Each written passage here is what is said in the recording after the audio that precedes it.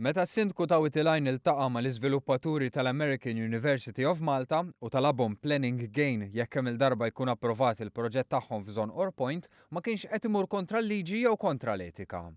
Iddikjara dan il-Bord ta' Governanza tal-Kunsilli Lokali li investiga l-każ wara allegazzjonijiet li deru fuq il-mezzi tax-xandir. Wara li din l-investigazzjoni kienet diġà bdiet kien hemm ukoll it-talba tal-Front Ħarsien ODZ li kien kritiku ħafna tal-fatt li s-sindku ta' Witilajn talab lill-iżviluppaturi kontribut għall-komunità. Iżda meta analizza kif ġraw l-affarijiet, il-Bord ta' Governanza nnota kif it-talba saret mis-sindku u segretarju eżekuttiv wara laqgħa mal-iżviluppaturi li għaliha kienu mistiedna l-kunsilliera kollha, anke jekk mhux kulħadd attenda. Eventwalment fl-laqgħa tal-Kunsill Lokali, is-sindku informa lill-kunsilliera li kien talab lill-investituri biex jgħinu fil-finanzjament tal-bini l-ġdid tal-Kunsill Lokali.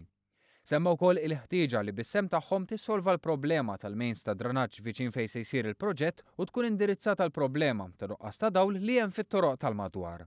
Dan fl-istess ħin li tinbena mill-ġdid latrina pubblika li kien hemm fl-Akwati. Ħadd mill-kunsilliera preżenti ma esprima d-disapprovazzjoni tiegħu għal dan. Il-Bord innota wkoll kif f'dawn l-aħħar snin f'pajjiżna saru numru ta' proġetti kbar madwar Malta u Għawdex li permezz tagħhom sar titjib fil-lokalitajiet fejn saru bi ftehim mal-Kunsill Lokali. Fuq kollox innota l-Bord hija biss l-Awtorità Maltija l-Ambjent u l-Ippjanar li fl-aħħar mill-aħħar tiddeċiedi jekk proġett isirx jew le u se tkun hi li tiddetermina kemm ikun l-ammont li jrid jitħallas bħala planning gain u f'liema proġetti jintużaw. Għalhekk għal il-Bord kull allegazzjoni fil-konfront tas-sindku u segretarju eżekuttiv hija infondata fil-fatt u fid-dritt.